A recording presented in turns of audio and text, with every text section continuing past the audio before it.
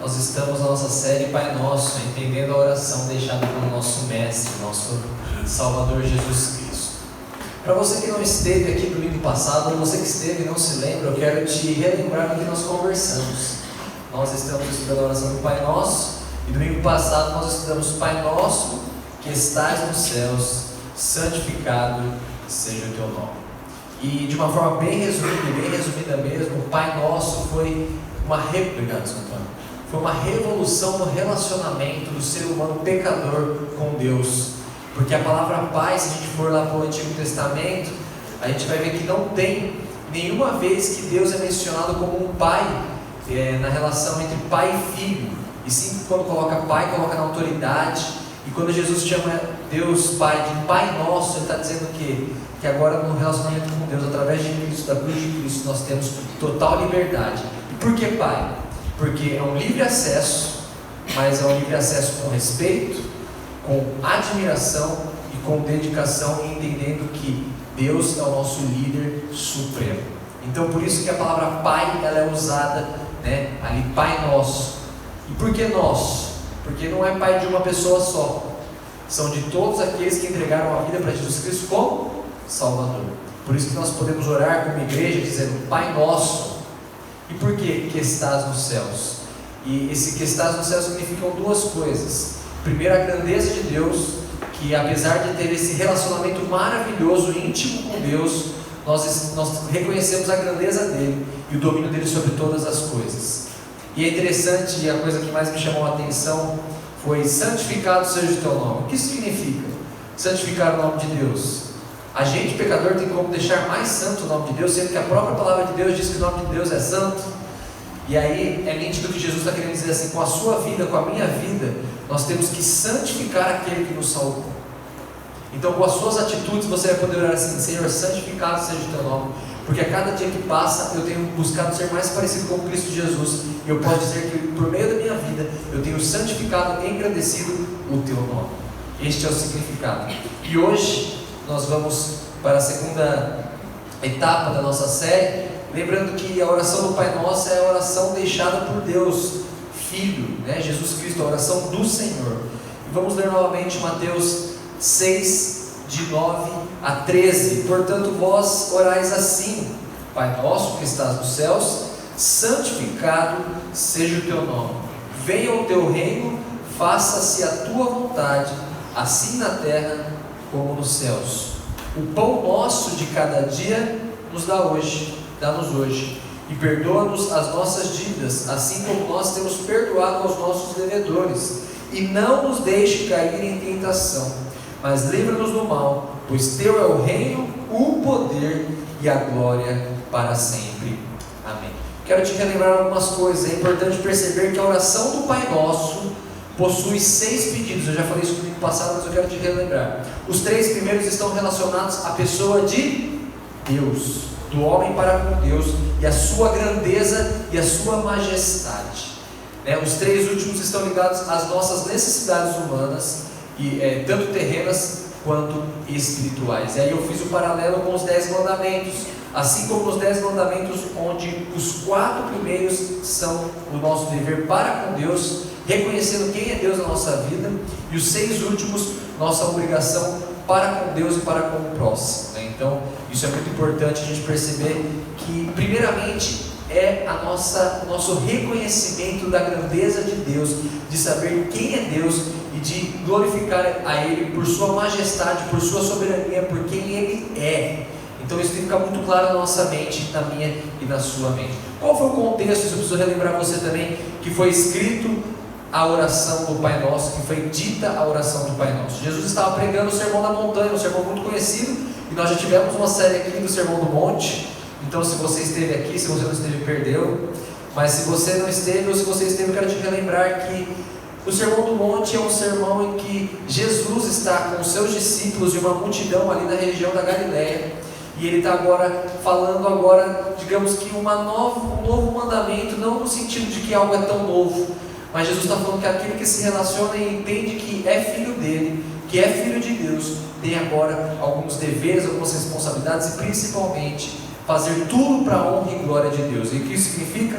O Sermão do Monte começa falando das bem-aventuranças, né? Bem-aventurado, é feliz aquele que faz todas aquelas coisas que estão no começo do Sermão do Monte. Depois ele ensina que precisamos ser sal da terra e luz do mundo, a nossa responsabilidade como cristão, né? Sal da terra, e aí é simples, é muito legal isso, porque é muito intuitivo.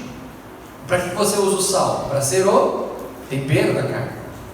E nós, como cristãos, nós temos que o quê? Ser a diferença, o tempero para este mundo jaz no maligno. E luz do mundo é que realmente nós não estamos mais em trevas. A partir do momento que agora você entregou sua vida para Cristo Jesus como Salvador, você é um luzeiro, você reflete a luz de Cristo. Felipe, mas eu continuo sendo pecador, eu sei, mas a partir do momento que você é selado, agora tem o Espírito Santo, você pode refletir a luz de Cristo aqui em vida.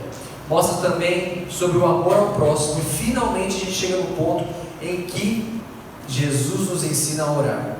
E eu não sei se você lembra, mas eu disse que os gentios e os judeus estavam ali. Tinha gentios e judeus quando Jesus fala o Sermão do Monte. E quando ele diz isso, ele está ensinando a orar porque tem dois paralelos. Primeiro, os judeus que se apegavam à sua etnia, eles achavam que eles eram mais merecedores de Deus do que qualquer outra pessoa, porque eles foram um povo eleito. E por contrapartida tinha os gentios que já tinham a influência do paganismo.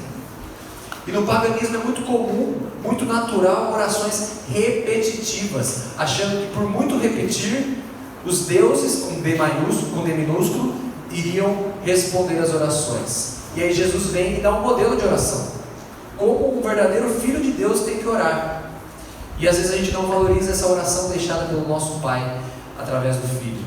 E é interessante porque os judeus, a maioria deles ali, agora homens da lei, conhecedores da palavra de Deus, eles oravam de um modo farisaico. O que significava isso? Para se aparecer, para dar um grau de espiritualidade, para mostrar que eles eram alguém que tinham um relacionamento melhor com Deus do que qualquer outra pessoa. Em contrapartida, os gentios influenciados pelo paganismo. Então Jesus vem e ensina. Então tem um motivo do porquê Jesus ensina a oração do Pai Nosso. Ele está querendo mostrar e ensinar como e o porquê disso. Então principalmente tem as lições que nós temos aprendido, mas também tem a questão da situação política no meio, digamos, religioso que Jesus estava vivenciando naquele momento. Jesus vivenciou isso, e a gente sabe que os judeus, a maioria deles, a parte majoritária, deu as costas para Jesus, não o reconheceu como filho de Deus. Isso é triste. Isso é complicado, porque a gente sabe que Jesus, ele fala: eu vim para os meus e os meus os rejeitaram, mas isso já era plano de Deus desde antes da fundação do mundo. Por quê? Porque não existe um povo, existe um povo só de etnia, existe um povo espiritual, que é o povo de Deus, aqueles que estão em Cristo Jesus como Salvador. E aí hoje nós vamos conversar sobre o versículo 10. Versículo 10: venha o teu reino, faça-se a tua vontade, assim na terra como no céu. E a primeira coisa que eu quero destacar é o reconhecimento do verdadeiro rei. O primeiro ponto meu da minha pregação essa noite é o reconhecimento do verdadeiro rei. E o versículo 10, a parte A vai dizer: venha o teu reino. Significado da expressão: o termo reino refere-se naturalmente a um rei em posição de autoridade suprema, que governa e exerce sua autoridade e domínio sobre tudo e todos. O que isso significa? Se você for para algum país que ainda tem rei e rainha, eles são supremos. O que eles disserem, é aquilo que vai acontecer. Eles tomam as decisões. Apesar de ter alguns países que já tem rei e rainha por uma questão só de pompa, porque já tem o presidente no país também. Então pegamos ali a figura do presidente, apesar de termos os governantes, mas o presidente, ele tem uma autonomia, uma autoridade. Mas pensando em Deus, ele tem uma autonomia, uma autoridade sobre tudo e todos. Então quer dizer que o termo refere-se a um rei, uma posição de autoridade. Reconhecer a primazia de Deus e o seu reino, pois apesar do príncipe deste século ser Satanás, o reinado é exclusivamente de Deus. Às vezes acontece é triste saber que muitas vezes crentes confundem as coisas. Eles acham que porque a Bíblia diz que o príncipe deste século é Satanás, o reinado deste mundo é de Satanás. Mas são coisas diferentes. Sabe por quê? Porque você ser príncipe não é ser rei. O príncipe ele tem alguns poderes, mas não é igual o rei. É simples. Você já deve ter assistido algum filme de rei, de rainha, de príncipe. O príncipe é o sucessor, claro, que não é o caso de Satanás, mas ele não tem o poder que o rei tem. Ele está ali, né, tem um domíniozinho, mas ele não tem o poder que o rei tem. E é isso que acontece. Apesar de Satanás ser o príncipe deste século e cegar e poder ter o domínio sobre algumas coisas, o reinado majoritário disso é de Deus. Isso é um alento, é um descanso para a gente como cristão. E principalmente a gente às vezes gosta de... eu já vi muito crente, já vi gente que reconhece Jesus Cristo como Salvador. E eu estou falando que você tem que ficar brincando com esse tipo de coisa espiritual, mas eu já vi gente que é crente que se diz salvo por Jesus com medo do diabo. Tem medo de Satanás. Não, porque se eu fizer isso, ele tem domínio sobre a minha vida. Eu quero te lembrar uma coisa: aqueles que são filhos de Deus, Satanás não tem domínio nenhum. Possessão demoníaca não acontece em filhos de Deus. Aqueles que são salvos e selados pelo Espírito Santo não podem ser agora pegos por feitiços e coisas desse tipo. Isso é uma mentira. Apesar de existir a luta espiritual, e eu estou dizendo que Satanás ele tem sim o seu principado aqui, ele tem ali algumas coisas na poder, mas ele não tem o domínio sobre os filhos de Deus. E as coisas só acontecem, nós vamos ler um exemplo disso na Bíblia, só acontecem com a permissão de Deus. Satanás, e a melhor figura de linguagem para isso é: pense num cachorro. Eu não tenho cachorro, já tive muita vontade de ter, hoje eu já estou mais tranquilo, né? Minha esposa não gosta muito de cachorro dentro de casa. E aí eu acho que eu sou muito amoroso, eu não vou aguentar deixar o cachorro só fora de casa, aí não dá, daí vai ficar dentro de casa. Aí ela falou assim: se ele entrar por uma porta, eu saio pela outra. Aí eu falei assim: não dá, eu prefiro a minha esposa que o cachorro, né? Então, gente, pense num cachorro. Quando eu era pequeno, eu ia numa fazenda de um amigo meu e lá tinha alguns cachorros e tinha uma corda que corria de uma extremidade da fazenda até a outra extremidade, que era para à noite soltar o cachorro. Só que a coleira ficava presa nessa corda, tinha uma corda, e ele não conseguia chegar até perto da casa, mas ele protegia a casa. Por quê? O que significa que ele era solto à noite? Ele tinha uma grande ação sobre aquele domínio, mas se eu saísse ali da casa ali do meu amigo da fazenda, eu não seria mordido, porque ele não conseguiria chegar até mim. É isso que acontece com Satanás, é um cachorro na coleira. Ele tem uma ação, mas ele não tem um domínio total, porque quem tem o domínio total de todas as coisas é Deus. Então eu quero te lembrar que Satanás é o príncipe desse século, mas ele não tem o domínio sobre todas as coisas. Então você que tem muito medo do diabo, vou te dizer, não tem. Se você tem a certeza da sua salvação, não tenha medo do diabo, não precisa ter medo do diabo, porque Cristo Jesus já pagou e cumpriu a lei nele, derramando sangue precioso, e Deus ele é soberano sobre todas as coisas, né? Continuando, o venha ao teu reino. E aí na situação na Bíblia em que vemos que o reinado sobre tudo e todos vem da parte de Deus. Em João 16:11, eu coloquei o versículo aqui porque eu já vou ler Jó, mas vai dizer lá em João 16:11 que é Jesus falando que ele tem o domínio sobre todas as coisas. Então você pode ter a confiança e descansar que é Deus é quem tem o domínio sobre todas as coisas. Como esquecer do maior exemplo de que o Satanás não tem o domínio sobre todas as coisas? O maior exemplo bíblico disso, e eu quero te convidar a abrir em Jó, capítulo 2, do versículo 1 ao 6, porque a letra está pequena, então eu quero que você abra aí a sua Bíblia, para a gente poder acompanhar junto. Jó, capítulo 2, do versículo 1 ao 6. Livro de Jó, capítulo 2, do versículo 1 ao 6. Observe muito bem isso, que é a exemplificação do que eu estou falando para você. Jó, capítulo 2, do versículo 1 ao 6. Diz assim a palavra de Deus: num dia em que os filhos de Deus vieram apresentar-se perante o Senhor, veio também Satanás entre eles apresentar-se perante o Senhor. Então o Senhor disse a Satanás: de onde vens? Respondeu Satanás ao Senhor e disse: de rodear a terra e passear por ela. Perguntou o Senhor a Satanás: observaste meu servo Jó? Porque ninguém há na terra semelhante a ele, homem íntegro e reto, temente a Deus e que se desvia do mal. Ele conserva a sua integridade, embora me incitasse contra ele, para o consumir sem causa. Então Satanás respondeu ao Senhor: pele por pele, tudo quanto o Senhor tem dará pela sua vida. Estende, porém, a mão e toca-lhe nos ossos e na carne, e verás se não blasfema contra ti na tua face. Disse o Senhor a Satanás: eis que ele está em teu poder, mas poupa-lhe a vida. O que isso significa? E apesar de algumas pessoas quererem bater na tecla que o livro de Jó é uma parábola, a história de Jó é uma parábola, nós não cremos nisso. Nós cremos que a história de Jó aconteceu e que existiu um homem chamado Jó nos tempos dos patriarcas, e essa história é totalmente verdadeira. Sabe o que está mostrando aqui? Que Satanás só teve domínio aonde o que? Deus permitiu. Satanás falou assim: cara, pô Deus, mas ele tem tudo, deixa eu tocar dele. Presta atenção, deixa-me, posso tocar nele. E Deus diz: eis que ele está em teu poder. Então olha a passagem de poder.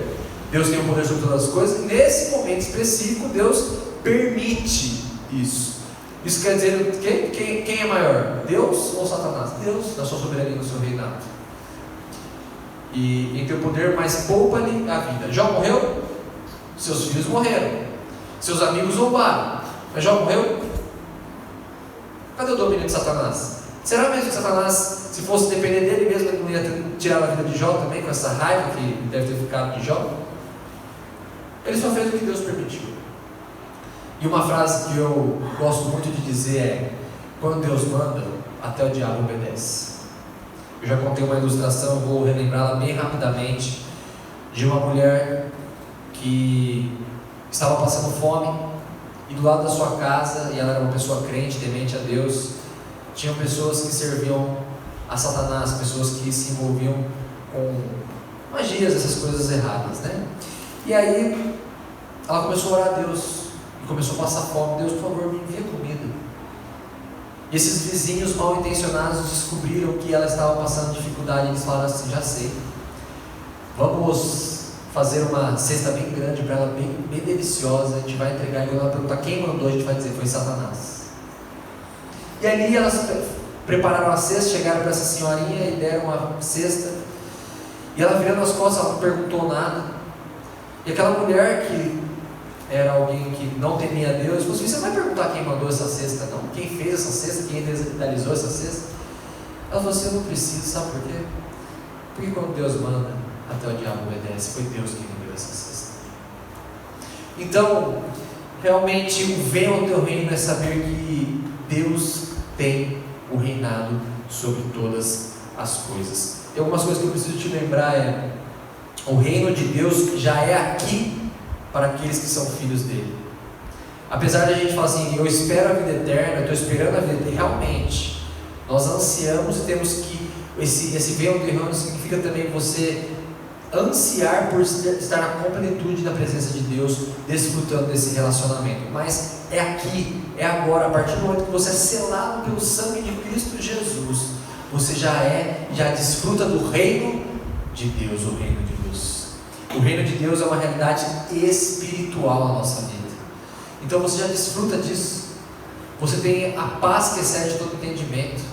Você tem no seu coração a certeza de onde você vai depois que você morrer, tendo a certeza que não é mérito seu, mas é mérito de Deus.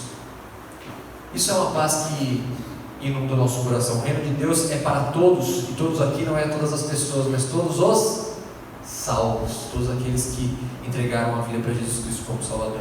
Mostrar a Deus a nossa tristeza e indignação com a terrena ação de Satanás. Outra coisa do venha ao seu reino, nós mostramos a nossa indignação com o mundo do maligno. Você se indigna com as coisas que têm acontecido no mundo? Você se entristece? eu vou te lembrar. Jesus está ensinando aqui que a gente que já tem discernimento, conhece a verdade, tem a palavra de Deus, nós temos que nos entristecer pelo pecado do mundo, nos indignarmos, orarmos, Maranata, vem Senhor, e fazermos a nossa parte. Um jeito de você falar assim, venha o teu reino, sabe como é que é? Está lá em Mateus 28, 18 a 20, mostrar a vontade de desfrutar com plenitude este reino, pensando na pregação e no Maranata, vem Senhor. Você dizer assim, venha o teu reino, o seu papel é pregar o Evangelho. Aí eu te pergunto, você tem pregado o Evangelho onde você tem estado, com a sua vida? Eu sempre digo que o tempo de culto aqui é 1h30, 1h40, às vezes 1 hora, né? Hoje de manhã foi um pouco mais curto, por causa da nossa assembleia. Mas a sua vida é um culto. A sua vida é um culto a Deus. E a sua vida tem que expressar isso a Deus e as pessoas que estão ao seu redor. Venha, Senhor, ao teu reino, por favor. Eu não vejo a hora que isso se estabeleça completamente. E a Bíblia diz que nós temos o papel na pregação do Evangelho e de se indignar com aquilo que não é a glória de Deus.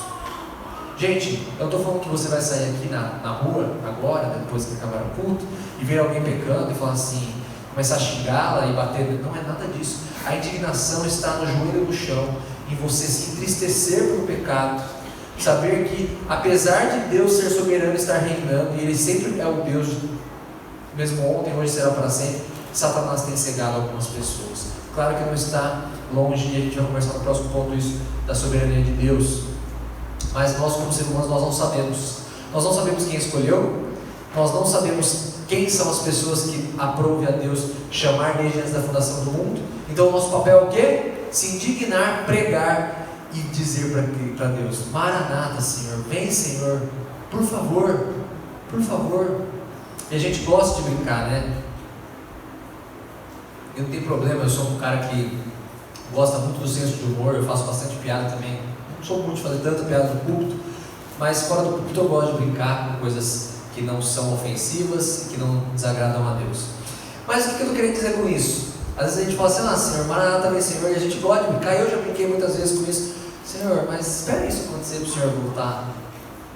Né? Eu estou casado, vão fazer 10 meses, gente, tempo passa. Eu lembro quando eu estava contando no final de semana para casar. E estamos quase há 10 meses casados.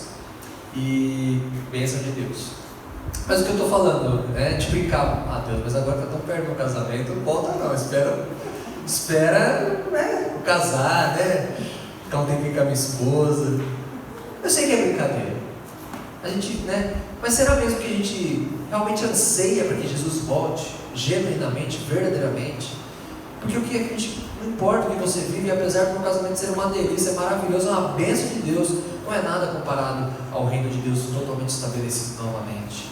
E a glória dele será totalmente vista nesse dia, todo joelho se dobrará, né? Às vezes a gente fala assim, olha como que a gente é egoísta, Deus, mas espera ter o carro que eu sempre sonhei, Deus, mas agora eu comprei minha casa, eu sei que está parcelado em 30 anos, mas eu comprei, é minha, volta não, deixa eu desfrutar um pouco dela. A gente tem esse egoísmo, e o venha ao teu reino é, Senhor, eu quero fazer de tudo para estar logo nessa plenitude com o Senhor.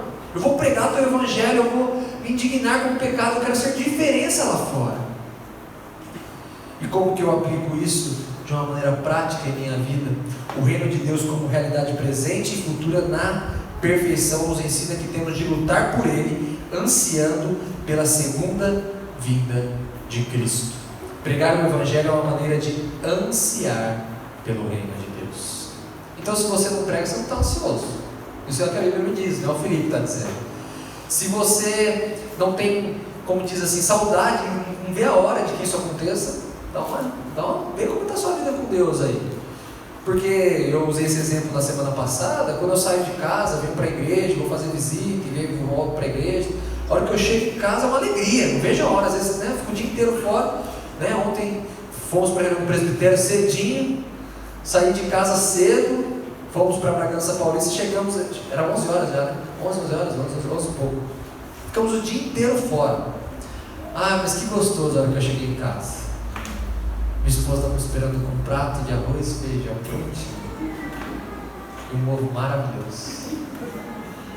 e uma salada de cenoura muito gostosa. Então, que delícia, não vi a hora de chegar na minha casa, aí depois tomar um banho no chuveiro, deitar na minha cama. Será que você anseia por estar com Cristo? Você pensa nisso? Venha o teu reino, venha! É isso que Jesus está nos ensinando, para que a gente possa fazer essa da nossa vida, nossa oração, nosso desejo, ansiar por estar com Ele. E ansiar por estar com Ele não é assim, então logo eu quero que Jesus volte logo, não vou fazer mais nada, vou deitar na cama e esperar Ele voltar. Não é nada disso, pelo contrário, para que Ele volte logo, você tem os seus compromissos em levar o Evangelho, principalmente glorificá-lo com a sua vida. Então, o reino de Deus é uma realidade, ele já é uma realidade espiritual aqui, mas um dia ele será uma realidade futura com a perfeição. Me dá uma alegria muito grande saber que um dia não pecarei mais. Sabe por quê? Não por mim, não pelo meu sofrer, mas por saber que eu vou conseguir glorificar o meu Salvador totalmente com a minha vida. Esse é o meu sonho, poder falar assim: Senhor, agora eu consigo te glorificar e fazer o seu nome grande, o Senhor vai ser visto totalmente através da minha vida, glória a Deus. Imagina que alegria. Mas não para aí. Faça-se a tua vontade. Faça-se a tua vontade. É interessante porque quem é a gente para dizer para Deus que se... Oh Deus, faz a sua vontade, tá? Pode fazer. A gente não é ninguém. Mas o que isso significa? Significado de vontade na Bíblia. Vão ter 2 significados de vontade de Deus na Bíblia. E agora a gente vai ter que aprender junto. Significa o que? Significado de vontade na Bíblia refere-se aos decretos de Deus. Por exemplo, a salvação não estão sujeitos a nada e nem ninguém. Isso significa o quê? Que existem algumas vontades chamadas vontades decretivas, que nem eu nem você temos nenhuma responsabilidade. E eu usei como exemplo aqui a salvação. Sabe por quê? Deixa eu te relembrar, a salvação não é mérito seu nem meu. É por meio da fé que o próprio Deus colocou dentro do seu coração. Você só entregou sua vida para Cristo Jesus como Salvador porque Ele te amou primeiro, Ele te confrontou da sua situação. Não é porque você é um pouquinho mais bonzinho que o outro que está lá, que não é salvo. Felipe, mas por que eu? Não sei, misericórdia. Isso é um privilégio, por isso que eu falo que a gente tem que se alegrar todos os dias na nossa salvação. A verdade é que todos mereciam o inferno. E por misericórdia, porque Ele criou todas as coisas, Ele é o Deus de todas as coisas, Ele escolhe quem Ele quer, do jeito que Ele quer, como Ele quer. Então, se você é um escolhido e você tem a certeza da sua salvação, agradeça a Deus todos os dias, porque isso é um privilégio, é um presente. É um presente o quê? Incondicional, sem condição nenhuma. Deus te deu porque Ele quis e ponto final, Ele te amou primeiro. Então, a vontade decretiva de Deus não está nada ligado ao que nós fazemos, nada. Mas tem a vontade de Deus também. A vontade de Deus na Bíblia também se refere, a vontade também se refere aos mandamentos e à lei do Senhor, se refere à Bíblia. E aí entra a vontade permissiva de Deus. Felipe, o que você está falando? Vou explicar o que é a vontade permissiva de Deus. A vontade de Deus é que eu cumpra tudo que está aqui.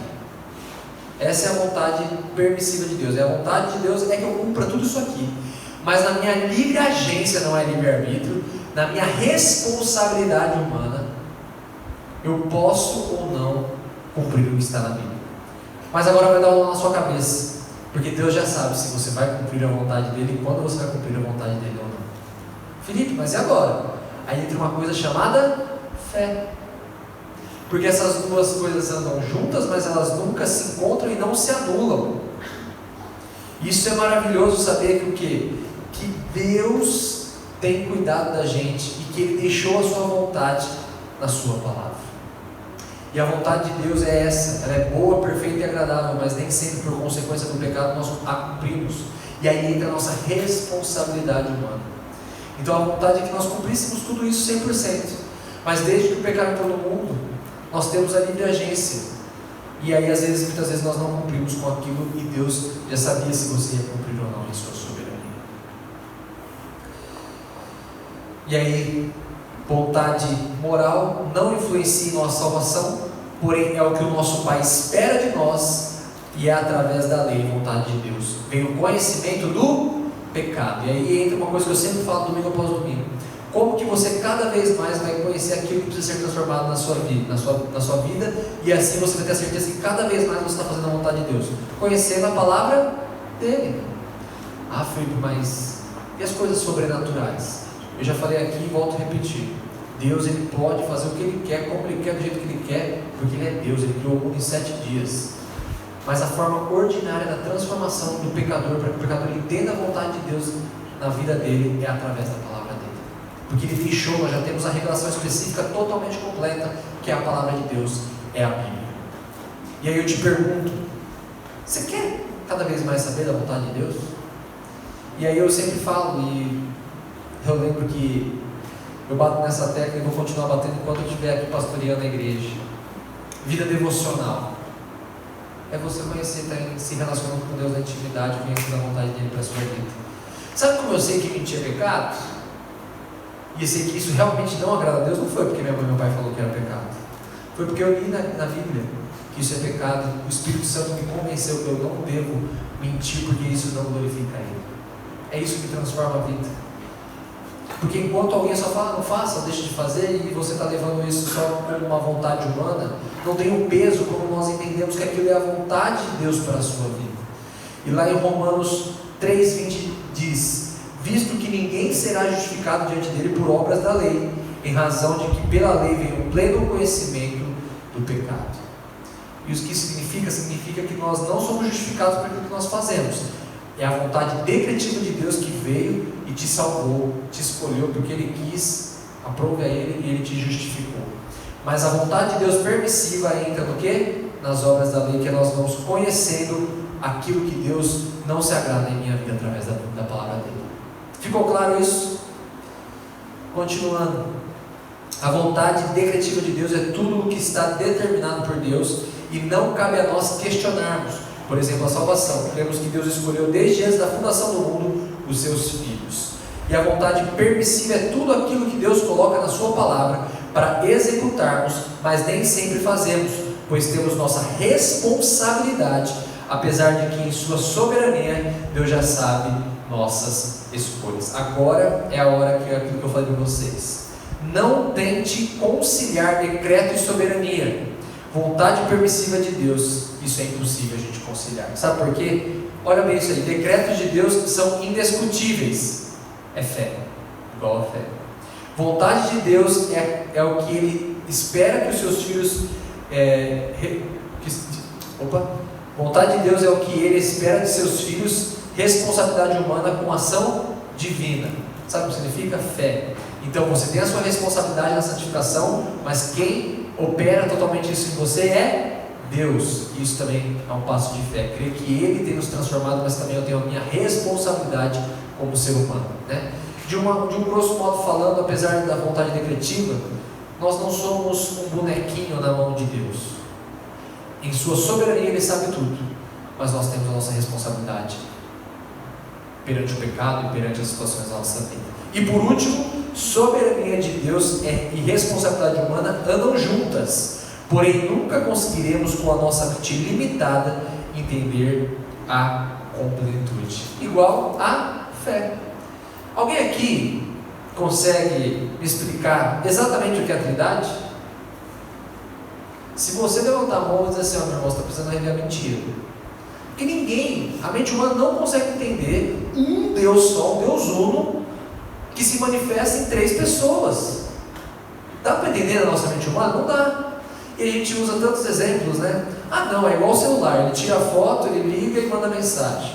Isso, e é um celular só. Eu já ouvi, eu lembro, a primeira exemplo de trindade que eu ouvi foi quando tinha acabado de sair aqueles Discman, né? Que era, tocava CD, tocava rádio e ainda por cima tinha alguma outra funcionalidade dele. Foi a primeira vez que eu vi, e era só um aparelho. Eu falei, nossa, agora clareou minha mente. Só que aí eu fui estudando e falei, não é isso. Sabe o que explica a Trindade? Nada. Você crê nela e ponto final, por meio da fé que Cristo colocou em seu coração. Então a responsabilidade humana, os decretos de Deus, né, em sua lei moral, são coisas que a nossa responsabilidade, são coisas que nós cremos, confiamos, vivenciamos, mas muitas vezes não conseguimos explicar com a nossa racionalidade humana. E a Bíblia, não sei se você sabe, mas é um livro de fé. É um livro de fé, a fé colocada por Deus em nós. Amém? Continuando, o terceiro ponto. Reafirmando a grandeza de Deus, assim na terra como nos céus. Assim na terra como nos céus, no céu. É uma afirmação de que Deus fará a sua vontade e soberania, né? O ponto anterior foi reconhecimento da soberania de Deus e a responsabilidade humana. Faça-se a tua vontade. E agora, assim na terra como no céu. Uma coisa que, para a gente entender melhor, a gente tem que crer na vontade de Deus e desejá-la. Uma coisa que é muito natural se você voltar para o Antigo Testamento, que o judeu fazia ali no hebraico. Se você voltar em Salmo e Provérbios, você vai ver muito disso acontecendo, né?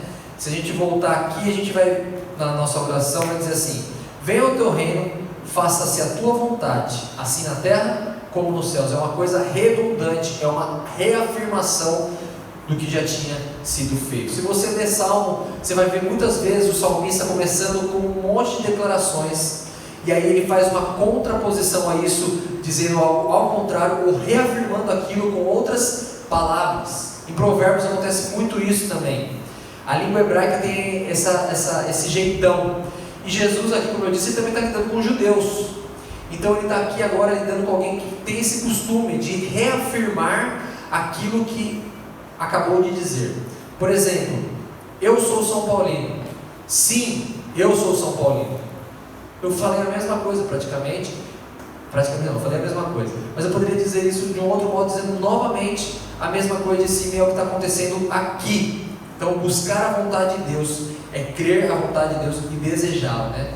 Assim na terra como no céu, vai dar uma completude, dizendo assim: eu creio que a sua soberania está acima de todas as coisas, acima de principados e potestades, acima do céu, debaixo da terra, no mar. Eu estou dizendo assim: Deus, a sua soberania está em todos os lugares. E se você voltar ao que a gente acabou de conversar um pouquinho antes, é faça-se a tua vontade. E se faça-se a tua vontade, assim na terra como no céu, eu estou querendo novamente dar uma ênfase na vontade e na soberania de Deus, não só na nossa vida, mas em todas as situações cósmicas e não cósmicas, né? Porque nós vivemos no cosmos, mas a gente sabe que Deus, ele é um Deus atemporal, ele está fora do tempo, ele não está preso a nada. Este é o Deus que nós servimos, né? E buscar a vontade de Deus, como que eu posso, né? Em Levítico 11:44, eu sou o Senhor vosso Deus, portanto vós vos consagrareis e sereis santos, porque eu sou santo, e não vos contaminareis por nenhum enxame de criaturas que se arrastam sobre a terra. 1 Pedro 1:15-16, pelo contrário, segundo é santo aquele que vos chamou, tornai-vos santos também vós mesmos em todo o vosso procedimento, porque está escrito está: sede santos, porque eu sou santo. Então desejar que a vontade de Deus seja feita na terra e no céu também é buscar uma vida de santidade. Essa palavra, ao decorrer do caminho do tempo, ela foi perdendo o total valor no meio evangélico, se é assim que nós podemos dizer.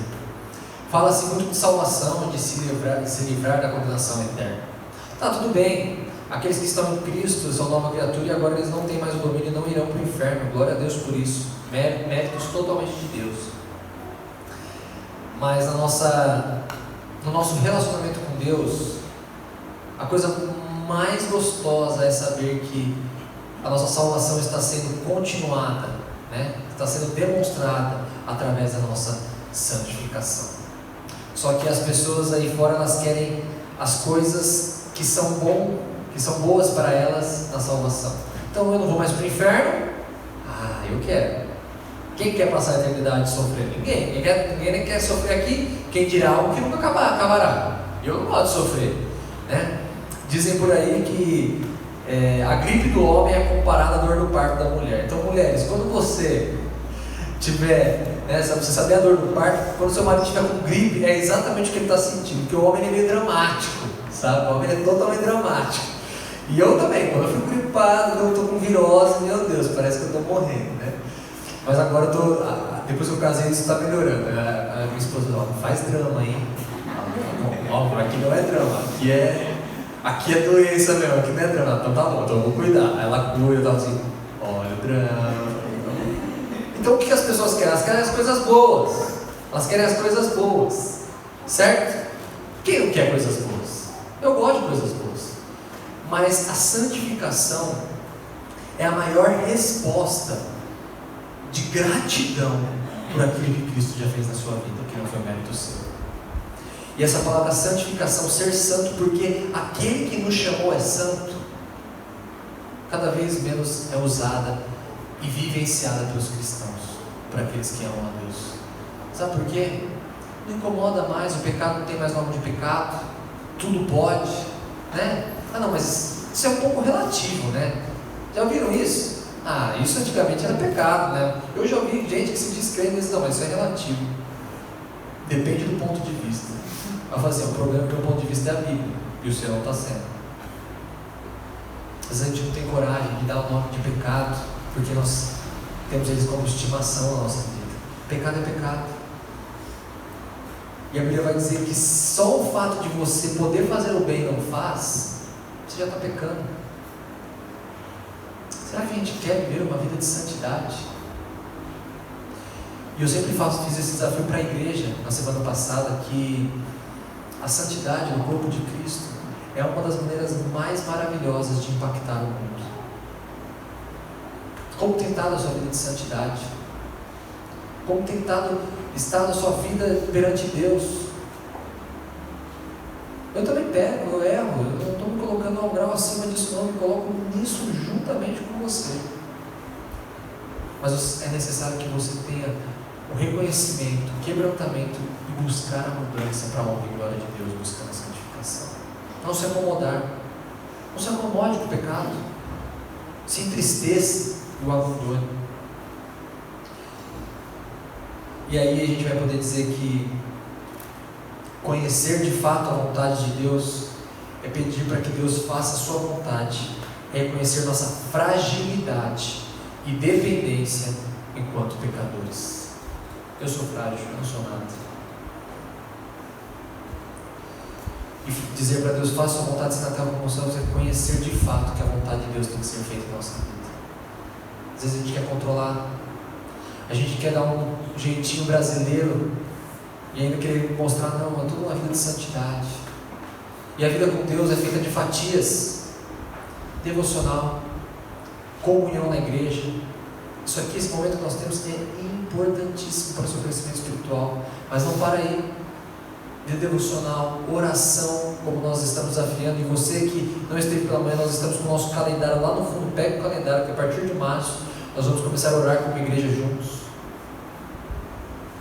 Buscar abandonar o pecado, lutar com todas as forças dadas por Deus, se armando com a palavra dele em sua vida. Será que a gente tem coragem, quando a gente fala assim, Senhor, faça a tua vontade, eu realmente estou querendo que a vontade de Deus seja feita? Dou o que doer. É isso aí, é a vontade de Deus. E mostrando a sua total dependência a Ele.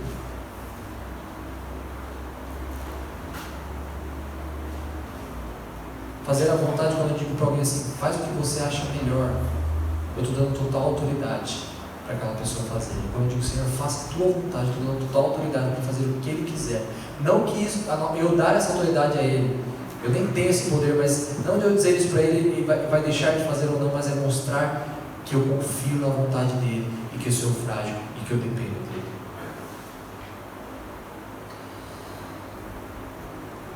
A dependência, Deus tem trabalhado muito na minha vida e acho que vai trabalhar até Ele voltar, até Ele me chamar. Porque é muito difícil você, como ser humano pecador, confiar que Deus está no controle de tudo e descansar. Você quer estar no controle? Se você pudesse estar no controle de quando você fosse morrer, você não preferia? Eu preferiria, mas eu não estou. Se você pudesse estar no controle do que vai acontecer saindo daqui, você não queria? Você queria. O homem faz planos, mas a resposta certa vem de Deus. E demonstrar isso para Ele é parte do seu relacionamento com Ele. Mostra a sua fragilidade. Fala: Deus, eu não sou nada. Faça-se tua vontade. Eu tenho isso, mas a tua vontade seja feita. Aí fora a gente vê tanta gente determinando para Deus. Eu falo assim: rapaz, mas esse cara é corajoso. Determinar algo para Deus, o Criador de tudo. Eu determino que o Senhor faça isso. Eu faço assim: misericórdia. Você que tem autoridade sobre Deus. Deus tem misericórdia de você. É totalmente o caminho inverso disso. Eu não determino nada. Eu falo: Senhor, essa é a minha vontade, mas que seja feita a tua vontade, assim na terra como nos céus. Essa é a nossa condição. A nossa lupa não é do homem para Deus, mas de Deus para com o homem. É Ele que é o soberano sobre todas as coisas. E lá em Salmo de número 143, versículo 10 e 11: a tua vontade, pois tu és o meu Deus, guia-me e o teu bom espírito por terreno plano. Vivifica-me, Senhor, por amor do teu nome, por amor da tua justiça, tira da tribulação a minha alma. Olha como o Salmo diz: a tua vontade, pois tu és o meu Deus, guia-me o teu bom espírito por terreno plano. Vivifica-me, Senhor, por amor do teu nome, por amor da tua justiça, tira da tribulação a minha alma. Ele está pedindo aqui para que Deus cuide do que é da alma dele. Talvez para que isso seja natural na sua vida, pedir, clamar e aceitar a vontade de Deus, independente da situação. E quando eu digo aceitar a vontade de Deus, eu estou falando que você não vai ter momentos que você vai chorar, vai ter momentos que você vai se entristecer, mas é saber que a vontade de Deus está sendo feita e que tudo está redundando na glória dele. Já comentei algumas vezes aqui para os irmãos. Primeira vez que o meu pai descobriu que estava com câncer nas cordas vocais, na laringe, e eu ainda um pouco novo na fé, eu estava, sou uma pessoa tanto quanto ansiosa, minha mãe, minha irmã, e a gente questionando. Disse: pai, o senhor usa a voz, o senhor prega a palavra de Deus, o senhor é um homem temente a Deus, na nossa incredulidade. Você não se pergunta por que Deus está permitindo isso na sua voz? Em lágrimas, a resposta do meu pai foi: filho, eu preguei minha vida inteira para confiar e descansar na vontade de Deus. Chegou a hora de eu viver. Realmente me entristece, eu não sei. Talvez eu não saiba os propósitos de Deus aqui em vida ainda. Mas eu sei que de alguma maneira Deus está sendo glorificado através dessa vontade. Aí todo mundo começou a chorar, né? Lógico, né? Um exemplo de fé desse. E ali nós clamamos e pedimos perdão a Deus pela nossa incredulidade. Concluo a minha pregação então. Precisamos sempre ter em mente que o único Rei dos Reis é Deus, não há outro. Precisamos amar e crer na vontade deste Pai Celestial, amando, buscando e esperando ansiosamente para que o seu reino seja restabelecido completamente. Amar a sua lei, pregar o Evangelho. Então que realmente a gente possa dizer: venha o teu reino, faça-se a tua vontade, assim na terra como no céu. E a frase, para que você guarde tudo que a gente aprendeu essa noite, uma frase bem: Senhor, quanto mais o tempo passe, mais eu busque tua vontade e anseie pelo teu reino completo. Que essa seja a minha e a sua oração, e que realmente você anseie para que Cristo reestabeleça esse reino na plenitude. Enquanto isso não acontece, viva a vontade dele, ame a vontade dele, a lei dele, pregue o Evangelho a toda criatura e seja um exemplo de santificação, porque ele é santo. Queria chamar a equipe de louvor para vir à frente. Só relembrando, nós vamos cantar o último louvor. Depois nós vamos orar juntos a oração do Pai Nosso. Eu vou impetrar a bênção, depois eu dou os avisos. Que realmente nesse último cântico você possa pensar nisso. Se você já mostrou essa fragilidade, essa dependência na sua vida a Deus. Se você ama e clama pelo reino, se você tem vivido aqui o reino espiritual, para a honra e glória do